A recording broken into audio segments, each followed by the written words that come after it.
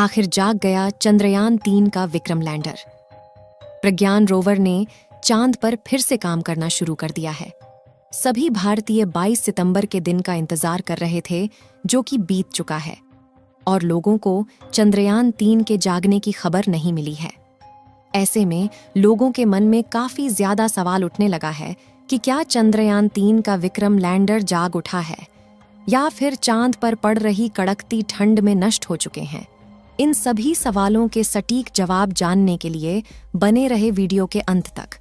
आज के इस वीडियो में हम आपको सही और सटीक जानकारियां देने वाले हैं, क्योंकि चांद पर रात के समय का तापमान लगभग -250 डिग्री सेल्सियस के करीब पहुंच जाता है। ऐसे में विक्रम लैंडर का सरवाइव कर पाना पहले से ही बहुत मुश्किल माना जा रहा था, लेकिन फिर भी इसरो के वैज्ञानिकों ने बताया था कि अभी चंद्रयान-3 को सुला दिया गया है और जैसे ही 22 सितंबर होगी, उस दिन चंद्रयान-3 के विक्रम को जगाने का प्रयास किया जाएगा। लेकिन जिस दिन का करोड़ भारतीय बेसब्री से इंतजार कर रहे थे, वह दिन बीत चुका है। इसरो के वैज्ञानिकों ने चंद्रयान-3 के विक्रम लैंडर को रेडियो सिग्नल भेजना शुरू कर दिया है। दोस्तों, करोड़ों भारतीय 22 सितंबर के दिन का बेसब्री से इंतजार कर रहे थे, क्योंकि 22 सितंबर भारतवासियों के लिए बहुत ही खास होने वाला था। वैज्ञानिकों ने 4 सितंबर के दिन प्रज्ञान रोवर और विक्रम लैंडर को स्लीप मोड में डाला था, और वैज्ञानिकों ने बताया कि अब चांद के दक्षिणी ध्रुव पर 14 दिनों तक रात रहेगी, इसीलिए 22 सितंबर के दिन फिर से चंद्रयान के प्रज्ञान रोवर और विक्रम लैंडर को जगाया जाएगा। चंद्रयान-3 का प्रमुख मकसद चांद की सतह पर सॉफ्ट लैंडिंग करना था और उसके बाद 14 दिनों तक चांद की सतह पर जानकारियां इकट्ठा करके वैज्ञानिकों तक भेजना था। लेकिन आपको बता दें कि चंद्रयान-3 के प्रज्ञान रोवर ने मात्र 10 दिनों तक ही चांद पर एक्सपेरिमेंट किया था, और विक्रम लैंडर ने लगभग 12 दिनों तक चांद की सतह पर एक जगह खड़े होकर चांद की धरती का तापमान, प्लाज्मा रेडिएशन और भूकंप के बारे में जानकारियां इकट्ठा करके वैज्ञानिकों तक भेजी थीं। केवल 10 दिनों के एक्सपेरिमेंट में ही चांद पर ढेर सारे तत्वों की खोज कर ली थी, जिनमें ऑक्सीजन और सल्फर समेत कैल्शियम, आयरन, टाइटेनियम, मैंगनीज और सिलिकॉन जैसे अन्य तत्व मौजूद थे। प्रज्ञान रोवर ने चांद की सतह पर सल्फर की खोज की, और इसलिए चांद की सतह पर सल्फर की खोज करने वाला दुनिया का पहला देश बन गया। चंद्रयान-3 का एक और बड़ा मकसद था, जो कि चांद पर पानी की खोज करना था, लेकिन जैसा कि आपको मालूम होगा कि चंद्रयान-3 के प्रज्ञान ने चांद की सतह पर पानी को नहीं ढूंढ पाया था, क्योंकि प्रज्ञान रोवर को लगभग 14 दिनों तक काम करना था, लेकिन इसमें केवल 10 दिनों तक ही काम किया, और इस समय यह विक्रम लैंडर से लगभग 105 मीटर की दूरी पर उपस्थित है, लेकिन इसे कम से कम 500 मीटर तक की दूरी पर जाकर रिसर्च करना था। इस समय हमारे चंद्रयान का विक्रम लैंडर और प्रज्ञान रोवर दक्षिणी ध्रुव पर मौजूद है। चांद की दक्षिणी ध्रुव पर 22 सितंबर के दिन सुबह होना शुरू हो गई थी, और इस समय चांद की दक्षिणी ध्रुव पर उजाला हो गया है, और चांद की किरण भी प्रज्ञान रोवर और विक्रम लैंडर के सोलर पैनल पर पड़ने लगी है।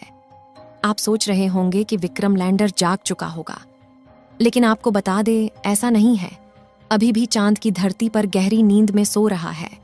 इसका सबसे बड़ा कारण यह है कि इसरो के वैज्ञानिक 22 सितंबर के दिन चंद्रयान-3 के सिग्नल भेजने का इंतजार कर रहे थे।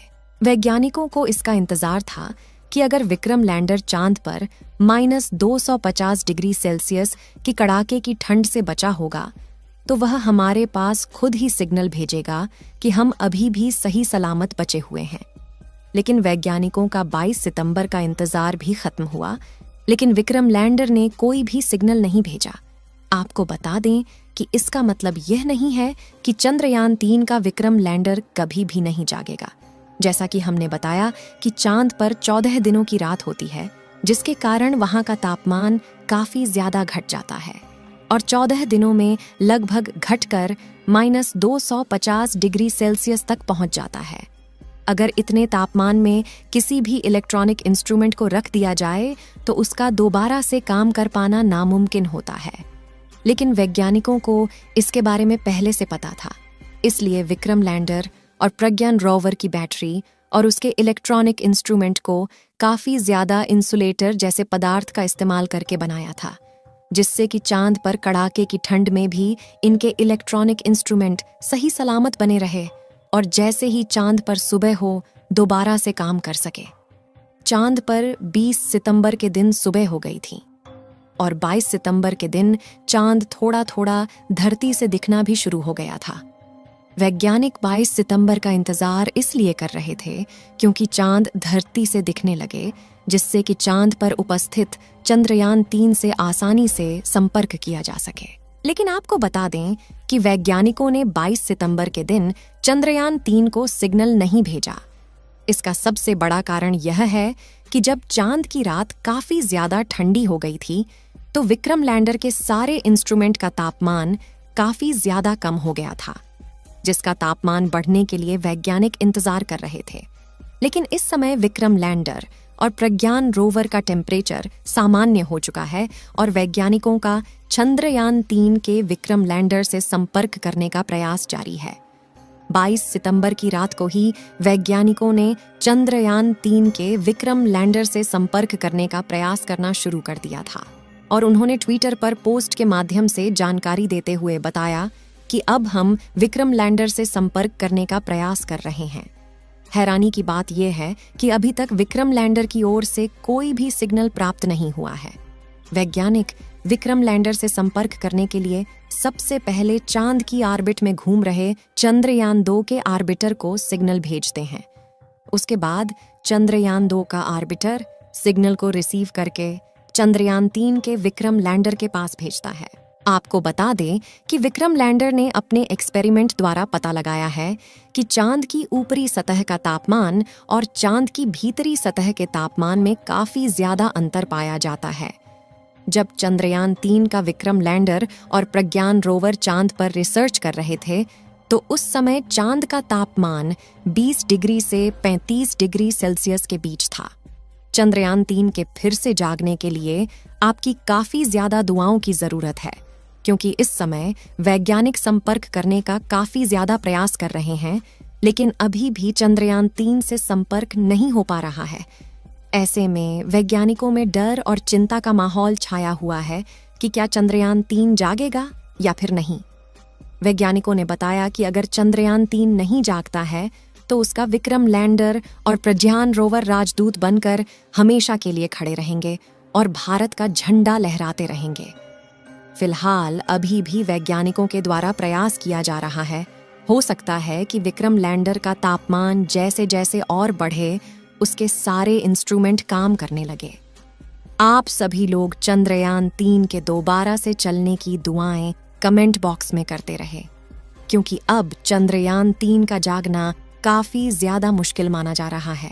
आप सभी लोग चंद्रयान 3 के दोबारा से चलने की दुआएं कमेंट बॉक्स में करते रहे, क्योंकि अब चंद्रयान 3 का जागना काफी ज्यादा मुश्किल माना जा रहा है।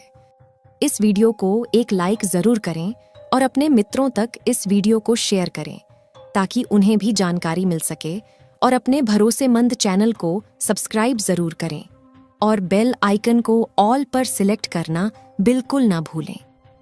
मिलते हैं किसी और नॉलेजेबल वीडियो के साथ। वीडियो को अंत तक देखने के लिए धन्यवाद।